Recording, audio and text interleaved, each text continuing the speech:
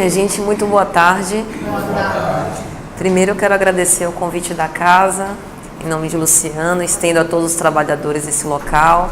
Quero agradecer a presença de vocês, que Jesus nos abençoe e nos envolva com a sua santa e divina paz. Essa mensagem que nos serve de tema, ela está inserta numa belíssima obra pelo espírito Amélia Rodrigues, psicografado por Divaldo Franco, que se chama Pelos Caminhos de Jesus. Amélia Rodrigues Espírito escreveu obras belíssimas, nos lembrando do cristianismo primitivo, desde Primícias do Reino, Luz do Mundo, Quando Voltar a Primavera, dentre outras.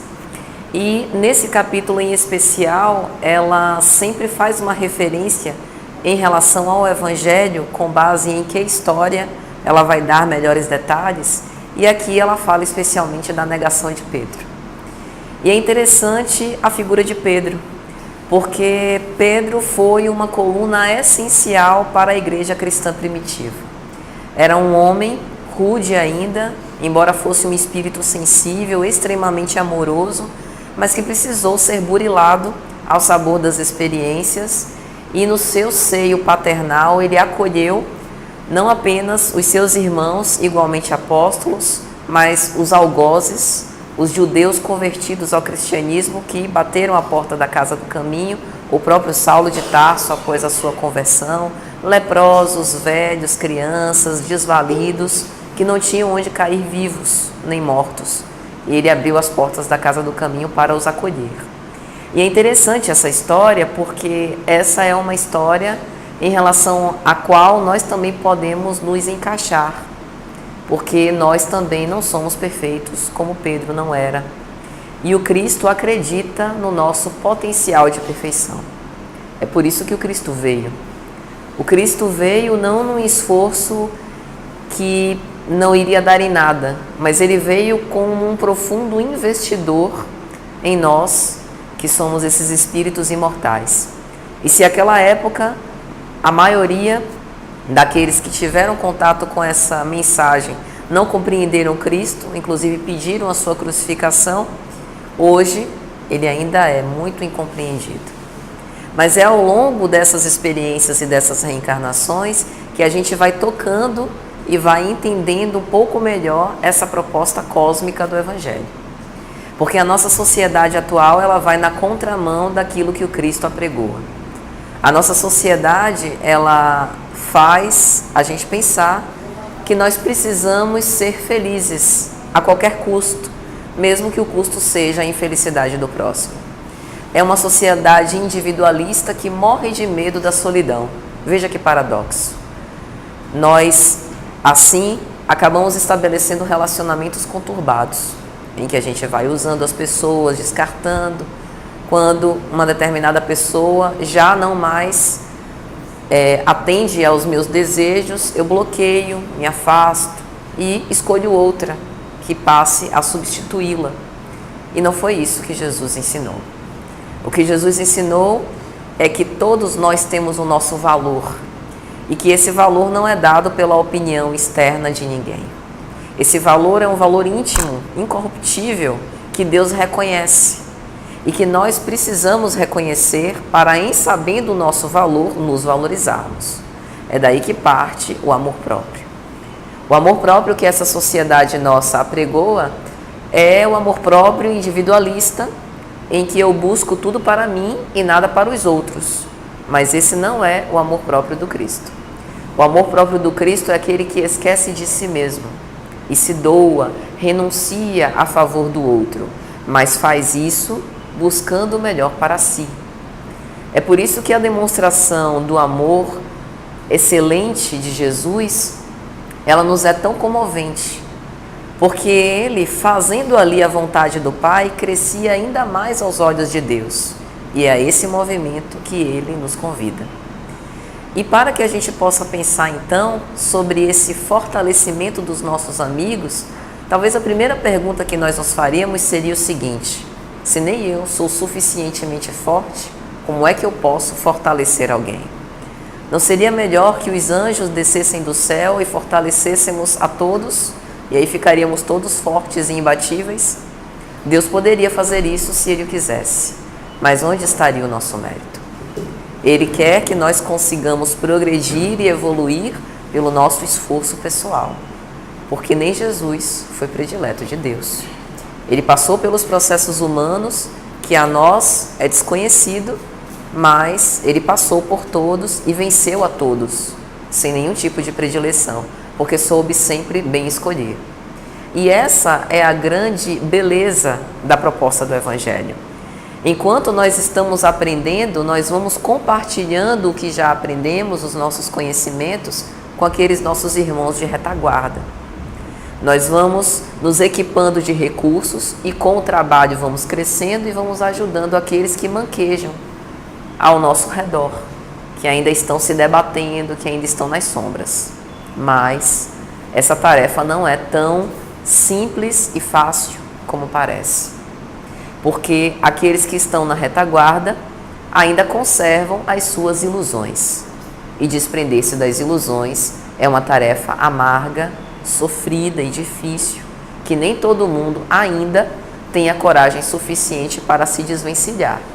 Um dia teremos, porque nós estamos fadados ao progresso. Mas isso significa que, nesse nosso esforço, por mais que a gente tenha boa vontade de instruir, às vezes seremos rechaçados. As pessoas não vão querer nos ouvir, vão achar que a gente está querendo dar lição de moral, que essa proposta que a gente abraça do ideal cristão é muito utópica, que isso não se enquadra na sociedade que a gente vive e que é melhor viver de outra forma. E perante essa demonstração de imaturidade psicológica, como é que nós reagimos? O verdadeiro cristão precisa, antes de tudo, compreender, como diz a oração de São Francisco. Compreender antes de buscar ser compreendido. Amar mais que ser amado, porque é dando que se recebe. E aí esse nosso esforço e essa nossa boa vontade, ainda que nós não possamos recolher os frutos agora, isso é uma sementinha, como a nossa amiga falou, que nós somos semeadores, como Cristo é. Essa é uma sementinha que será plantada e que vai germinar no momento propício. A nossa tarefa é espalhar as sementes. O tempo, o clima, o sol, a chuva, as estações do ano não estão no nosso controle, estão no controle de Deus. Então a gente faz o nosso trabalho e passa. Existe uma lenda egípcia, Emmanuel coloca essa lenda numa das obras de André Luiz, Libertação, no prefácio da obra, que fala exatamente disso. Havia um peixinho que vivia junto com outros peixes numa pequena lagoa. E ele estava profundamente insatisfeito com aquela situação. Ele já tinha cansado de nadar por ali, o alimento era insuficiente e ele queria nadar em outras águas. E quando ele falava desse sonho, os outros peixes ridicularizavam ele. Você deve estar louco, muito sonhador, coloca os pés no chão. E aí o peixinho passa todos os dias da sua vida estudando o local onde ele vivia. As correntes, quando que tinha uma maior quantidade de água e outras uma maior seca. Em um determinado momento ele consegue investigar qual o local do escoadouro, por onde que chega a água e sai a água daquele local. E aí ele planeja a fuga, para que ele possa descobrir o que há lá fora. Isso requer coragem, porque a gente não tem certeza do que há lá fora. Nós que somos espíritas, fomos atraídos pela doutrina, possivelmente porque ela nos dá um consolo e nos fornece respostas que a gente buscou em outros locais e não encontrou. E ela, através dessa fé raciocinada, nos explica algumas coisas que para nós faz sentido. E, em geral, a doutrina chega num momento em que a gente passa por uma aflição muito grande nas nossas vidas. E aí ela chega como um bálsamo, suavizando essas feridas abertas. Mas a imortalidade, a comunicabilidade com os espíritos, a pluralidade dos mundos habitados, são todos conceitos que racionalmente a gente entende, mas que a gente não viu como Tomé. Mas a gente crê. Porque a nossa fé raciocinada, não mais uma fé cega, nos abastece de esperança que deve existir uma perpetuidade da vida mesmo. E foi essa fé que abasteceu esse peixinho para que ele atravessasse essas porteiras. E para sua grata surpresa, ele conseguiu entrar no oceano e conheceu peixes diferentes, outras espécies de animais, inclusive sofreu um pequeno acidente porque faz parte do caminho. Nenhum de nós que estamos no planeta Terra, um planeta de provas e expiações, vamos esperar aqui passar por um pouso de consolo e de felicidade absoluta. A felicidade absoluta ainda não existe no nosso planeta. Mas essa felicidade que nós já conseguimos fruir é suficiente para nos dar esperança, para que nós possamos perseverar com a caridade, para ter uma felicidade melhor ainda. E então ele passou por alguns desafios e aprendeu. E chegou no local onde ele se sentia plenamente feliz. Mas ele estava plenamente feliz sozinho. Os seus amigos, da sua família primitiva, daquela célula de onde ele veio, não estavam ali para compartilhar da felicidade com eles. E essa é uma lição que a nossa sociedade não consegue compreender. Jesus utilizou o tempo inteiro a lei de cooperação.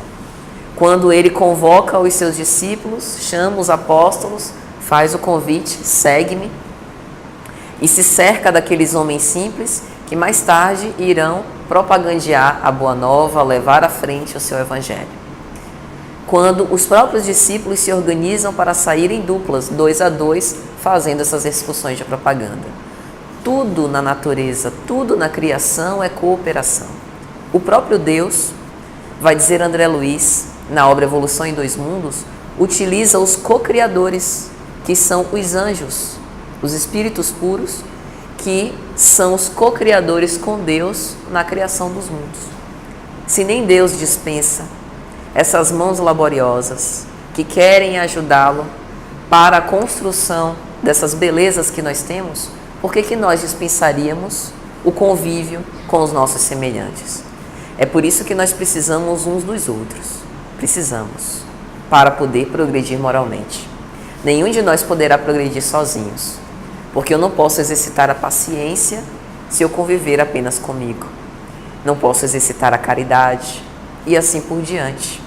O outro nos ensina aquelas mazelas que nós ainda carregamos, as nossas necessidades de melhoria e as nossas imperfeições. É por isso que relacionar-se é difícil. É uma verdadeira obra de arte, que a gente vai aprendendo com o tempo e com as experiências. Erra em algumas coisas, acerta em outras, mas ganha a sabedoria para errar cada vez menos. Então o peixinho sozinho sentiu-se profundamente infeliz, no entanto, estando exatamente no lugar que ele gostaria, que ele tinha tanto sonhado. E aí ele resolve voltar. Quando ele resolve voltar, que chega, ele acreditou no seu coração ingênuo que os seus amigos e familiares ficariam extremamente felizes de ver a felicidade do peixinho e o sucesso dele de ter alcançado o seu objetivo. E aqui tem mais uma lição para nós. A amizade verdadeira não é aquela que está ao nosso lado quando nós estamos na fossa, caídos em profunda depressão, mas sim quando nós gozamos da felicidade e temos os sucessos que tanto planejamos, são aqueles que vibram conosco, que querem o nosso melhor e que se regozijam com a nossa própria alegria. E para o desamparo e a frustração do peixinho, todos o rechaçaram de novo. Quiseram mandá-lo embora e ele simplesmente esperou. Porque às vezes essa espera é também autêntica caridade. A gente esperar o tempo do outro, dar ao outro a liberdade de consciência de não acreditar no que a gente acredita, isso é amor. Porque do contrário, se eu quisesse impor ao outro a minha verdade, eu estaria agindo com profundo egoísmo. E o egoísmo não tem nada de amor. Esse desejo de poder vai na contramão do amor. Então o peixinho esperou. Veio uma seca e matou todos os peixes. E essa é a história trágica. Qual a lição dessa história? A lição é que nós nunca devemos abandonar os nossos sonhos de acordo com a opinião alheia. Porque o sonho é nosso. E a nossa primeira missão é para conosco. Embora nós tenhamos uma missão na conjuntura familiar a qual pertencemos, embora nós tenhamos uma missão na sociedade, no exercício profissional, a primeira missão é com a nossa própria evolução, porque ninguém poderá evoluir por nós, mesmo aqueles que nos amem do fundo do coração. No máximo, eles podem nos incentivar, nos injetar bom ânimo, coragem, para que a gente progrida, mas a tarefa é impostergável, não dá para passar para ninguém. A segunda lição é que quando a gente estiver na janela da felicidade, a gente se lembre de voltar para trás para o olhar da tristeza. Mesmo quando a gente tiver alcançado tudo, não se esqueça das nossas origens. Jesus, em momento algum, abandonou a sua própria família. Em um determinado momento, inclusive, quando reunido com os seus apóstolos e mais alguns irmãos, ele pergunta: mas quem é a minha mãe e quem são os meus irmãos? Mas ele jamais se apartou da sua família. Sempre conservou esses laços. E no momento derradeiro, foi a sua mãe que estava chorando pela sua crucificação aos pés da cruz. Isso também é importante, porque ainda que aqueles que estão junto conosco não nos compreendam, isso não significa que eles não nos amem e não precisem de nós. Aqueles que são bons merecem o nosso amor, mas aqueles que são maus precisam do nosso amor. Aqueles que ainda não têm esses conhecimentos que nós desenvolvemos precisam desse nosso amparo. E então, nós conseguimos agora entrar na história de Pelos Caminhos de Jesus. Amélia Rodrigues narra a cena da última ceia. Estava se aproximando o momento da paixão do Cristo, e o Cristo decide reunir-se numa palestra íntima com os seus apóstolos para prepará-los para o que iria acontecer. E eu fico impressionada com a imensa sabedoria de Jesus, porque ele é capaz de traduzir os ensinamentos, primeiro, com uma simplicidade irretocável. Segundo, ele adiantava o que ia acontecer sem necessariamente dar muitos detalhes, de uma forma um tanto quanto enigmática, mas não deixava de preparar os seus discípulos. E então ele, tirando o manto de que portava, amarrando a altura da cintura, começa a lavar os pés dos seus apóstolos. E aquela era uma cena intrigante. O Salvador, portando-se qual um escravo, à frente daqueles homens rudes, imagine, deve até ter deixado eles um tanto quanto desconcertados. A ponto de Simão Pedro, vai dizer Humberto de Campos na obra Boa Nova, recusar-se a que o Cristo lavasse os pés dele. Não, Senhor, eu não posso permitir esse ato de extrema humilhação, de você se portando como um escravo, lavando os nossos pés imundos. Não, eu me recuso. Numa generosidade quase infantil, vai dizer Humberto de Campos. Mas o maior ensinamento que o Cristo dava naquele momento é que o maior de todos, no caso ele, o Filho do Homem, portava-se como um servo. Jesus ali mostrava que a humildade não é vergonha alguma, que a humildade é uma grande conquista dos espíritos que já conseguiram perceber a grande evolução, né, que é necessária para um ato daquele. E aí ele lava os pés e diz: então, mais um mandamento eu vos dou: amai-vos como eu vos amei. E essa proposta do amor como Cristo nos amou ainda é uma proposta muito desafiadora, porque é uma proposta que esquece de si, que tudo espera, que tudo perdoa, que tudo aguarda, como diz o apóstolo Paulo na sua epístola aos Coríntios, que não se envaidece, que não procura nada para si, que não se ensoberbece, que não se irrita. É um amor que ainda está um pouco distante. Mas para desenvolver esse amor, nós podemos começar a desenvolvê-lo em escalas menores, na tolerância e no respeito, que a gente ainda peca. É só olhar para as nossas redes sociais. Às vezes, quando nós queremos dar uma opinião sobre algum assunto, nem conversar a gente consegue mais direito. Se a gente não consegue nem se entender numa conversa, como é que a gente vai amar ao próximo como Cristo nos amou? É por isso que é necessário esse esforço. A renúncia do Cristo, ela se revela em escalas pequenas ainda. É a renúncia a eu não querer estar sempre certa numa discussão. É a renúncia a eu ouvir uma opinião que eu sei que não está muito correta, mas deixa.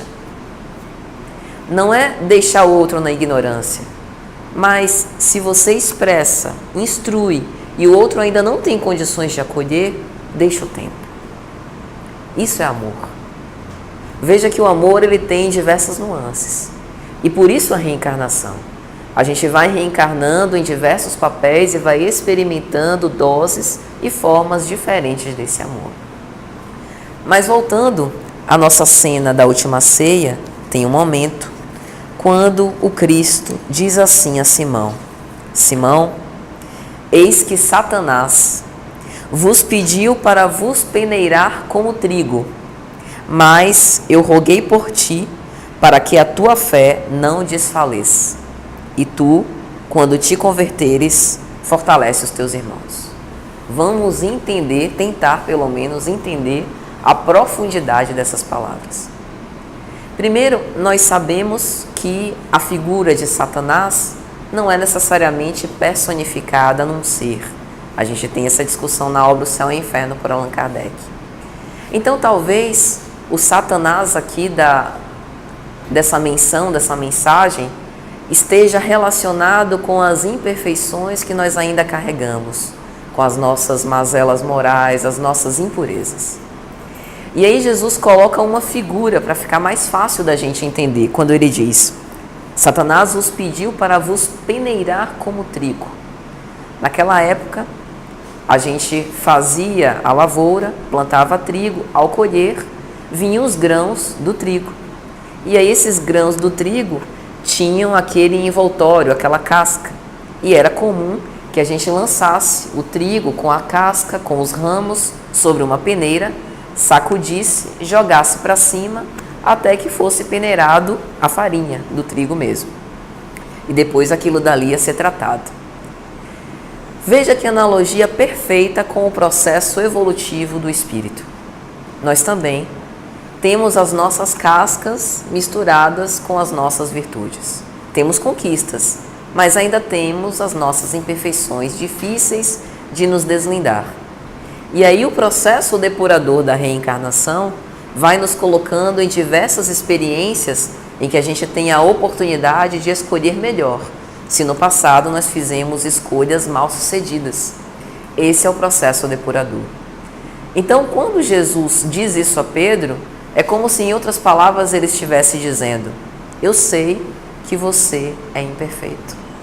Eu sei que você ainda tem coisas a burilar, a melhorar, mas não tem problema, eu te quero assim mesmo.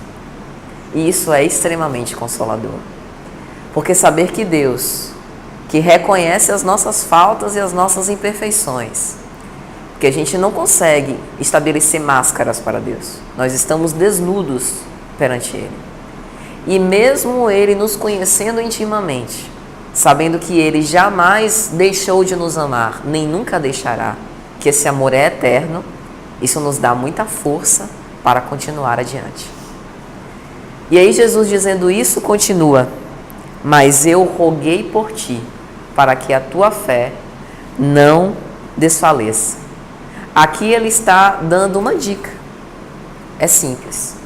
Para você manter-se com esperança, com perseverança, no seu processo evolutivo, para você não desanimar, mesmo tendo os tropeços, para você se reerguer, é necessário que você mantenha viva a chama da sua fé. É a sua fé que vai fazer você esperançar. Mesmo com os seus equívocos, fazer com que você se perdoe. Saber fazer com que você tenha a compreensão que é um ser divino, que ainda tem algumas imperfeições, mas que será perfeito, mais cedo ou mais tarde, porque a lei de progresso é inexorável. Não há como atravancar o progresso. Nós seremos perfeitos. E aí ele continua dizendo: e quando te converteres, fortaleces os teus irmãos. Aqui Jesus já adianta o que iria acontecer. Porque a gente poderia perguntar: mas Pedro já não era convertido? cristão convicto, disse inclusive que daria a vida para seguir Jesus.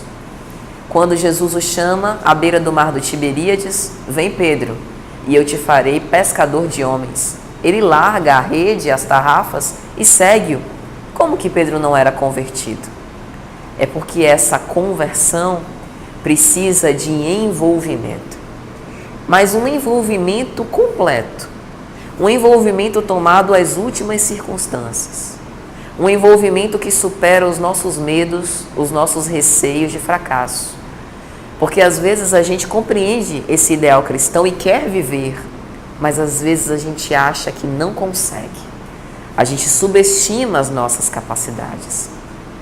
Mas se nós tivermos essa fé, nós mesmos fracos seremos fortes. É reconhecimento à nossa fraqueza que na verdade somos fortes. E aí Pedro responde a ele: Senhor, eu estou pronto a ir contigo até a morte. Era o coração ingênuo ainda do apóstolo, que ainda não havia sido testado e que achava que tinha condições de segui-lo mesmo até a morte. E assim também somos nós. Às vezes a gente se acha muito paciente. Espera uma ocasião, aquela ocasião que vai testar suficientemente a paciência. Porque às vezes a gente tem uma dose de paciência com testes pequenos, mas quando chegam os testes mais difíceis, aí é que a gente vê. E por isso que as provas elas são sucessivas. Nós vamos sendo testados na mesma coisa várias vezes, por diversas dimensões, diversas conjunturas diferentes, para ver se aquela realmente é uma conquista. E aí Jesus, respondendo a Pedro, lhe diz: Digo-te, Pedro, que não cantará hoje o galo antes que 3 vezes negues que me conheces. E efetivamente assim aconteceu. Quando Jesus foi preso, uma moça se acerca de Pedro e pergunta: Ei, não és tu o discípulo do que foi preso? Não, eu não o conheço. E depois, mais para frente, um rapaz: É você, Galileu, seguidor do carpinteiro? Não, não sou. E por mais uma terceira vez, ele nega novamente. E aí a gente pode perguntar: será que Pedro não amava suficientemente Jesus? Com certeza não. Havia muito amor, mas o amor de Pedro, como também é o nosso amor, ainda é um amor imaturo, que precisa ser trabalhado, porque nós temos medo. E o medo, essa reação psicológica ao medo, ela é bem diversa. Às vezes o medo nos faz ficar estáticos. É aquele medo tomado de susto. Às vezes o medo faz com que a gente fuja, como foi no caso de Pedro. Que a gente se evada, negue, se afaste, por medo de enfrentar as consequências, que nem ele nem ninguém saberia quais seriam. E às vezes o nosso medo faz com que a gente tenha mais coragem ainda e parta para cima do perigo. Cada um de nós reage de uma forma diferente. O fato é que Pedro ainda precisaria experimentar outras experiências para fortalecer esse amor. Como Humberto de Campos vai dizer na obra Boa Nova, é porque o homem é antes frágil do que perverso. E essa nossa fragilidade só é vencida nas tribulações. Como o apóstolo Paulo dizia, a tribulação confere fortaleza. É por isso que nós não devemos temer as provas. As provas a que somos defrontados, primeiro que a espiritualidade não nos dá uma cruz mais pesada do que os nossos ombros são capazes de carregar. Segundo, porque nós sempre teremos os sireneus. Se nem Jesus dispensou o auxílio do sireneu, que o ajudou rumo ao Gólgota, por que nós dispensaríamos? Os sireneus são as preces, que nós pedimos auxílio do alto para suportar os desafios pelos quais passamos. Os sireneus são os nossos amigos, que nos ajudam a vencer os momentos difíceis. É a nossa família, que é sustentação em momentos decisivos. O sireneu é o nosso anjo de guarda, que deseja, anseia pela nossa profunda felicidade, e que não deixa um minuto sequer de nos desamparar. Somos nós que às vezes nos esquecemos dele. E assim, Pedro, ao longo do tempo, conseguiu compreender que, apesar da luz estar no mundo, falando aqui da figura encarnada de Jesus, naquela época, ainda havia a escuridão nas consciências. E depois dessa passagem, Pedro precisou de muito tempo para poder reavaliar a sua conduta e perdoar a si mesmo. Jesus apareceu a ele depois da morte. Humberto de Campos narra que ainda ele preso aparece a Simão Pedro dizendo isso: Pedro, não te inquietes, porque o homem é antes frágil do que perverso. E depois da sua morte e da ressurreição, ele aparece à beira do mar do Tiberíades. Pedro estava indo pescar, isso está no capítulo 21 de João. Ele estava indo pescar e passou madrugada dentro com os outros apóstolos sem conseguir pegar um peixe sequer. Já estava quase amanhecendo quando ele percebe uma presença na praia, um homem com os cabelos soltos à nazarena.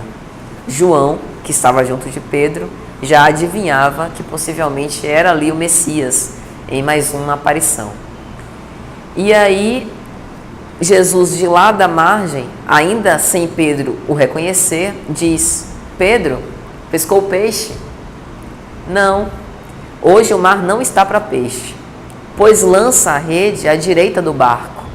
Mas eu passei aqui a madrugada toda e não pesquei nada. Lança a rede à direita do barco. E aí, quando ele lança a rede, era tanto peixe que foi necessário que todos descessem do barco para poder arrastar. E Pedro, aproximando-se da margem, reconhece a figura majestosa de Jesus. E por 3 vezes, Jesus faz uma pergunta: Pedro, tu me amas? Ali não era Jesus querendo discutir o relacionamento, ou querendo que Pedro pedisse perdão pela sua negação. Mas era um movimento do Cristo de fazer com que Pedro perdoasse a si mesmo. Como mostrar para ele que acima de todas as nossas delinquências está o amor que nós depositamos nas nossas atividades. Porque mesmo como pais e mães, às vezes nós erramos.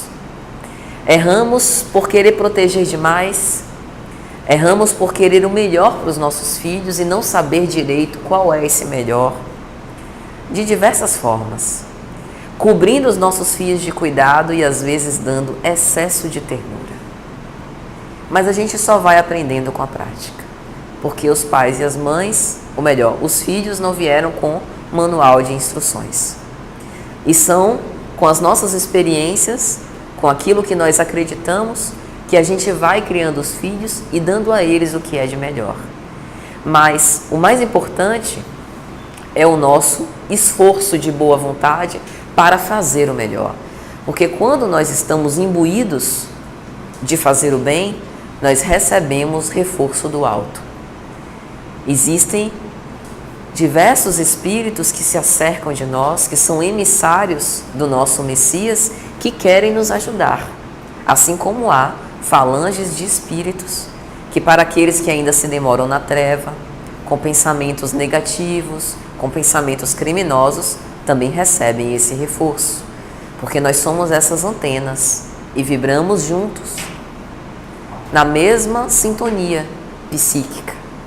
E é por isso que nós precisamos escolher tanto os nossos pensamentos, cultivar bons hábitos mentais, porque é a psicosfera que nós criamos ao nosso redor. Então Pedro, respondendo a Jesus: é claro que te amo, Senhor. E aí Jesus redargue a Pedro: então apacenta as minhas ovelhas. E mais tarde, na casa do caminho, foi que Pedro pôde perceber isso, quando ele foi um grande conciliador, um grande pacificador.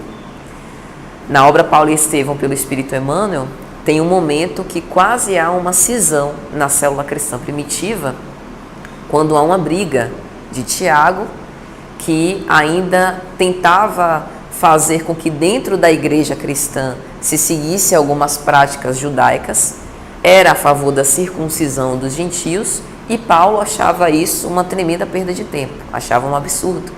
E estabeleceu-se uma contenda entre eles, um dos dois maiores influenciadores da época. E aí Pedro, num ato de extrema humildade, confessa os seus próprios equívocos, inclusive essa cena da negação ao Cristo, para dizer: meus irmãos, vamos parar de contendas.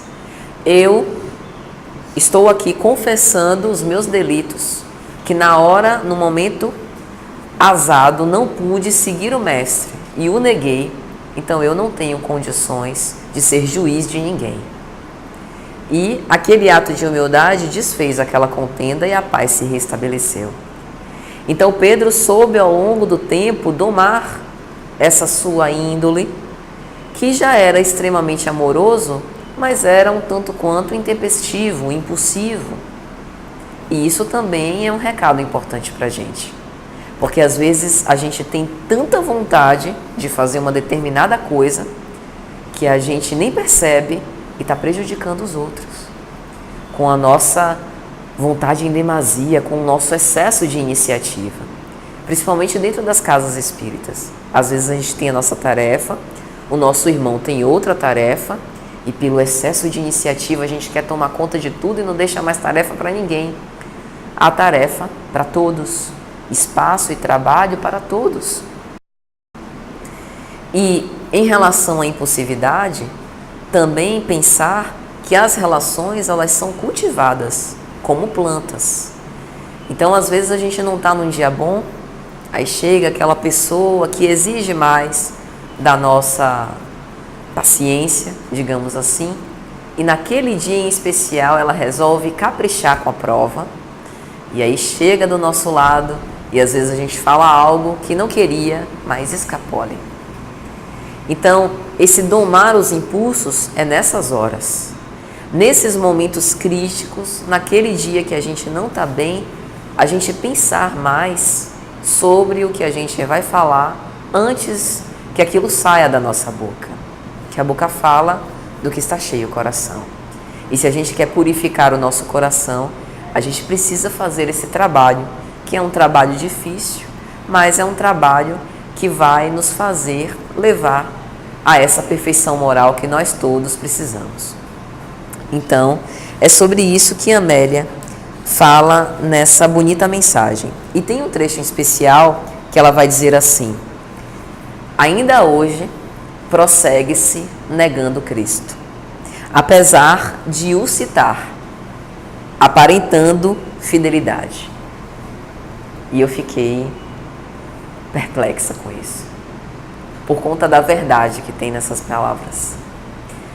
Nós podemos não repetir o ato de Pedro, de quando alguém fala do Cristo, nós negarmos, não queremos ouvir. Hoje nós já somos sensíveis a essa mensagem, por isso somos cristãos espíritas. No passado, nós até podemos ter sido aqueles que negamos e até perseguimos os cristãos. Mas hoje essa mensagem já nos causa sensibilização, a gente já entende que esse é o caminho. Mas seguir o Cristo e compreender-lhe os ensinamentos é viver-lhe a mensagem. E às vezes a gente não nega por palavras, mas nega por ações. Todas as vezes que nós somos incompreensivos, nós estamos negando Cristo.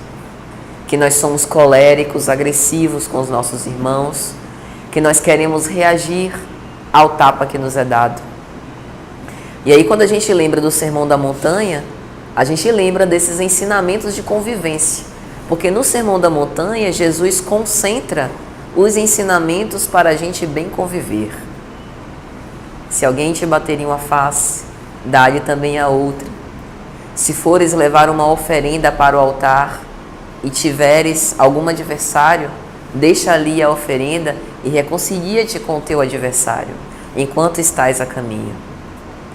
Onde está o teu tesouro, aí está o seu coração. Falando das preocupações que nos movimentam. Às vezes a gente perde uma vida inteira para conseguir alguma coisa, seja uma conquista material, uma conquista afetiva, que são importantes. Mas essas conquistas transitórias Elas nos servem para que a gente possa crescer mais aos olhos de Deus. Se a gente estiver gastando a nossa vida para conquistá-las, a despeito de desfazer relações, de brigar com as pessoas, de puxar o tapete uns dos outros, a gente não está prosseguindo num caminho muito coerente. E aí a reflexão que o Cristo nos faz é: onde é que nós estamos colocando a nossa vida? O que é que nós estamos vitalizando? Em que tipo de pensamentos nós temos nos demorado? Quais hábitos que nós estamos cultivando? É o hábito de fazer o bem? Ótimo, porque isso vai nos levar muito para frente. Mas ainda é o velho hábito de falar mal dos outros, ou de lembrar daquela mágoa antiga que aconteceu há 20, 30 anos. Se for, é a oportunidade da gente repensar. Observe que o Cristo, ele jamais violentou quem quer que fosse. Ele sempre fez convites. Vem e segue-me, pois vos farei pescadores de homens, como ele disse a Simão Pedro e a André. Vem recolher os tesouros do céu, como disse a Mateus, Levi. Vem, toma tua cruz e segue-me. Então ele sempre deixou a nossa responsabilidade, a nossa autonomia, para que a gente pudesse viver dessa proposta maior do Evangelho aquilo que dá. E a gente não vive apenas o Evangelho quando a gente está aqui na casa de oração. A gente vive o Evangelho em todo o momento. No trânsito, no caminho de casa, dentro de casa, principalmente. Porque se a gente quer mudar o mundo e não consegue modificar os pequenos relacionamentos entre os nossos familiares, não dá. Ali é o laboratório das experiências fraternas que a gente vai estabelecer com a humanidade. Se a gente reclama da forma como os outros gerem os recursos e nós, no nosso trabalho, ainda não temos aquela responsabilidade que nos é dada, não seguimos com essa responsabilidade como se deve, ainda não estamos vivendo o Evangelho. Veja que no nosso contra-cheque, ou no final do mês, o nosso salário, a gente vai receber o mesmo valor se a gente fizer vivendo o Evangelho ou sem viver o Evangelho. Garanto que o nosso empregador não vai perguntar isso, mas para nós vai fazer muita diferença. O amor com que a gente dedica na nossa atividade profissional faz uma grande diferença, tanto para nós, que vamos nos sentindo bem, sabe, no final do dia, quando a gente tem aquela sensação de um dever bem cumprido, tanto para com as relações que a gente estabelece com aqueles no nosso trabalho. Então, o que dessa mensagem mais ampla a gente já consegue viver? Se ainda é difícil perdoar, que pelo menos nós possamos exercitar a prece.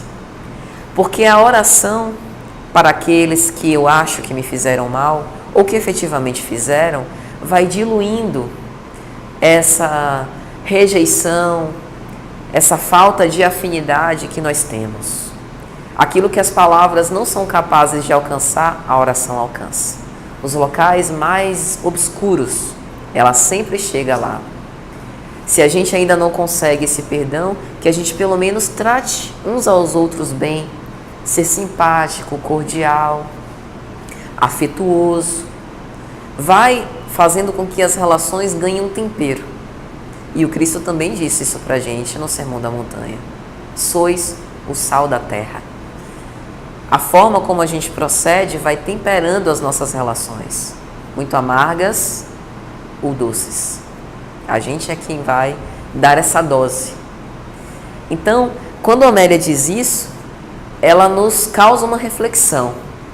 Será que nós estamos negando o Cristo, como Pedro também o fez? Ou será que a gente está seguindo essa proposta no máximo das nossas possibilidades? E se estamos, nós estamos fortalecendo ou enfraquecendo os nossos irmãos? Porque aqui também é uma reflexão que nos cumpre fazer. A nossa sociedade tenta nos vender que nós somos competidores. É como se existisse apenas um lugar no pódio e estivéssemos todos desesperados, nos estapeando, querendo passar a perna nos outros para chegar primeiro. Só que a doutrina espírita nos esclarece que não é assim. Que tem um lugar no pódio para todo espírito criado por Deus. Vai ter a medalha de condecoração, a honra, aquela coroa de louros, como tinha no Império Romano, tudo destinado para cada um de nós. Uma multidão para nos recepcionar e aplaudir o nosso progresso. Então nós não somos adversários, nós somos irmãos. O Cristo assim estabeleceu no Pai Nosso, porque se o Pai é nosso, Ele é meu e de vocês, de cada um de nós. Não tem ninguém fora, ninguém foi excluído. Então, se assim o é, nós não precisamos, para brilhar, nos destacar, para crescer, diminuir o brilho de ninguém. Pelo contrário, o brilho do outro me ajuda enquanto eu ainda conservar a obscuridade. E eu particularmente acredito que nenhum de nós possa se dizer tão luminoso assim que dispense uma luz amiga. Sabe quando falta luz em casa? Aquela vela, aquele cotoquinho de vela que restou na gaveta, que salva, né, aqueles minutos preciosos enquanto a luz não volta. É essas luzes que a gente vai acendendo. A gente vai acendendo essas luzes, iluminando os caminhos dos outros, e às vezes somos nós também que precisamos passar por aqueles caminhos. Porque às vezes a gente se acha cheio de razão e no final percebe que fez uma grande mancada. Veja Saulo de Tarso. Achava-se o autêntico filho de Deus, quase um senhor dos exércitos, perseguindo os cristãos, encarcerando uns, matando outros, e às portas da estrada de Damasco percebe a burrada que ele tinha feito. Cai em si, como ele mesmo vai dizer. E assim também nós. E às vezes a gente vai precisar voltar pelos caminhos tortuosos que a gente fez. E se a gente iluminou consciências, a gente vai também usufruir dessa luz divina. E em outro momento, Amélia vai dizer assim: nega-se o Cristo pelas palavras, pela conduta, pela ação, aquele que a todos espera e ama. Já paramos para pensar em como está Jesus neste exato momento? Nós que estamos aqui na Terra, todos somos envolvidos, estamos envolvidos por essa psicosfera que ainda irradia dele. Ele até hoje permanece aguardando por nós, passados mais de 2000 anos. E vai passar mais 2000 anos, mais 2 milhões de anos, e mais tantos anos quantos forem necessários para que a gente alcance a pureza como ele alcançou, e ele permanecerá esperando por nós. Isso é amor. É por isso que o amor é eterno, que a morte não separa os laços verdadeiros, legítimos de afeição. O amor, ele supera tudo, tudo suplanta, vence a morte. E ainda que nós nos equivoquemos, ele continuará esperando e nos amando. Então veja que a pressa é nossa. Somos nós que temos essa pressa de encontrarmos logo uma forma de existir um pouco mais feliz do que essa tão conturbada que a gente vive. E o Espiritismo nos mostra isso.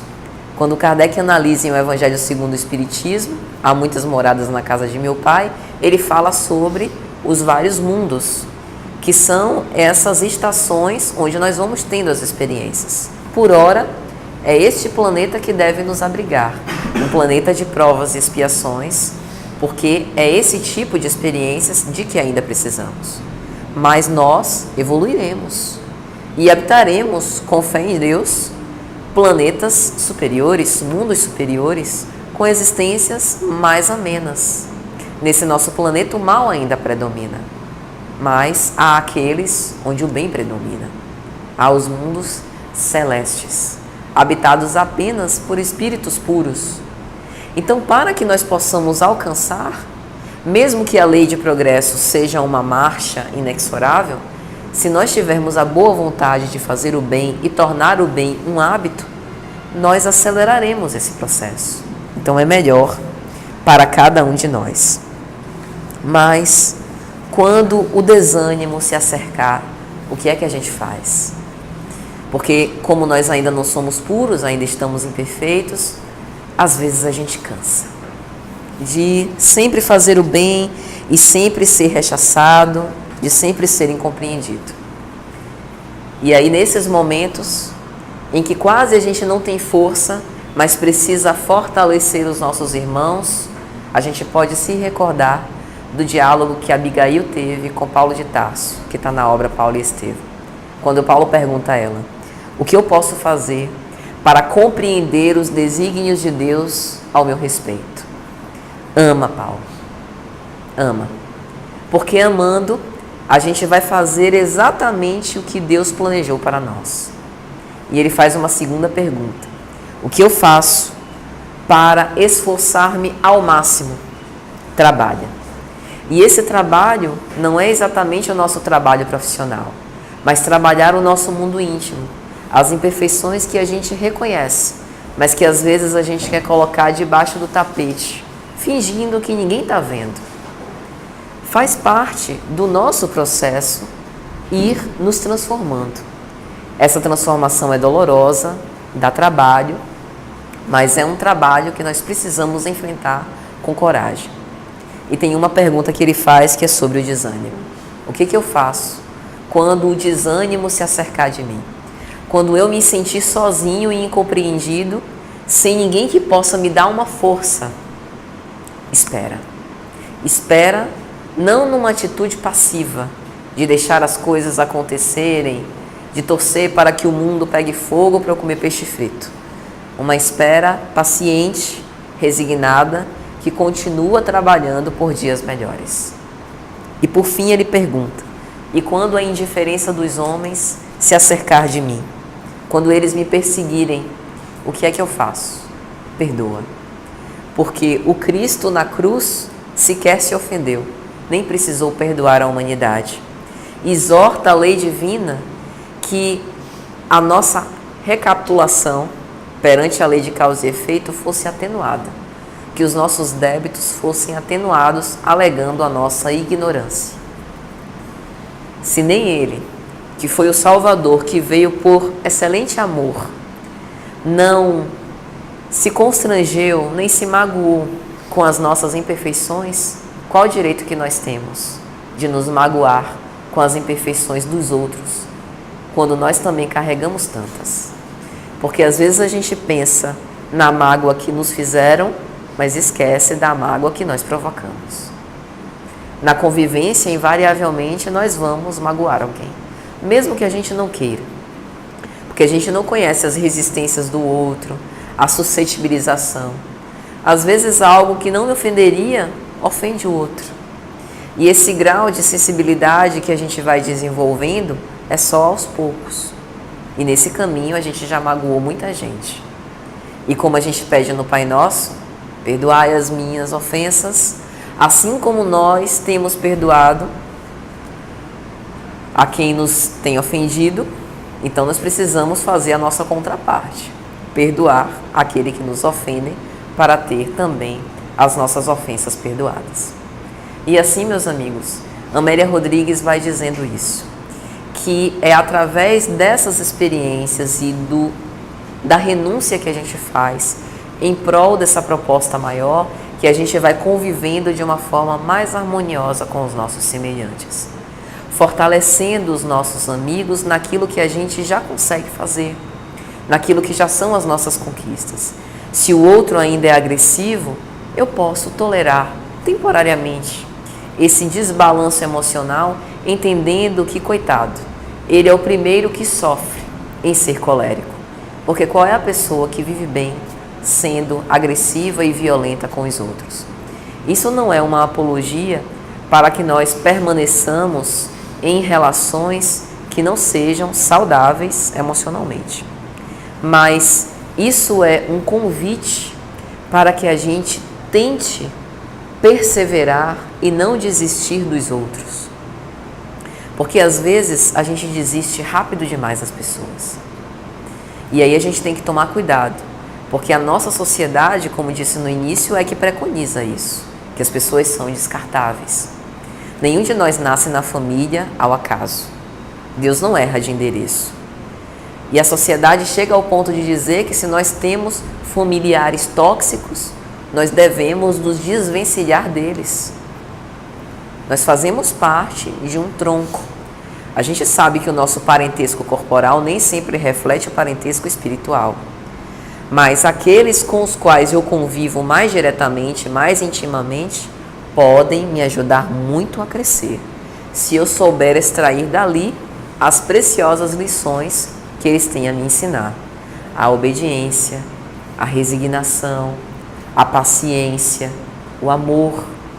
Se amardes apenas os que vos amam, que recompensa com isso tereis? As pessoas de má vida e os publicanos não fazem o mesmo? Foi como Cristo nos disse. Aqueles que precisam do nosso amor requerem de nós um trabalho a mais, um esforço para a gente vencer aquela antipatia, mas o benefício colheremos mais cedo ou mais tarde, porque não há nenhum tipo de bem que seja feito que não possa recolher os seus frutos. Pode demorar, mas vai chegar.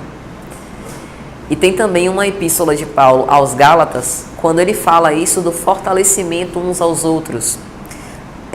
Capítulo 6, versículo 2, quando ele diz assim: ajudai-vos uns aos outros a carregar os vossos fardos, e deste modo cumprireis a lei de Cristo. Penso que o Paulo quer dizer não é que necessariamente eu preciso carregar o peso do mundo nas minhas costas, mesmo porque provavelmente nós ainda não suportaríamos. Jesus fez isso. Carregou o fardo das nossas iniquidades, como disse o profeta Isaías. Mas o que Paulo nos convida é a empatia. Nos colocar no lugar dos outros. Saber que aquela dor e aquele sofrimento que aquela irmã, aquele irmão sente, eu já posso ter passado. E eu posso estender o meu ombro amigo para o acalentar. Às vezes a desencarnação de um pai ou de uma mãe, que a gente pode já ter passado e sabe o quanto que é sofrido. Não importa a nossa idade, a gente sempre sente. Porque é um afeto querido que mesmo temporariamente se apartou de nós. E a gente sabe que a dor da saudade é muito grande. Então, às vezes, uma palavra de conforto, às vezes não precisa nem falar nada, mas estar ali do lado, através de um olhar, a gente percebe o conforto, o alento, né? Aquela pessoa nos compreende. Compreender esses desbalanços emocionais, a necessidade que o outro tem de falar, e você renuncia a falar, se cala para ouvir, isso também é carregar os fardos. É entender as necessidades que todos temos de passar por essas experiências e às vezes a gente não tem ainda aquela robustez necessária, mas temos esses amigos que se acercam de nós e que nos ajudam. Então, minha gente, eu gostaria de agradecer penhoradamente e, para finalizar, lembrar que Jesus vê todas as nossas dificuldades, que Ele nunca se apartou de nós e permanece ainda no nosso convívio, nos estimulando através dos bons pensamentos, que possamos ouvi-lo. Um abraço a todos.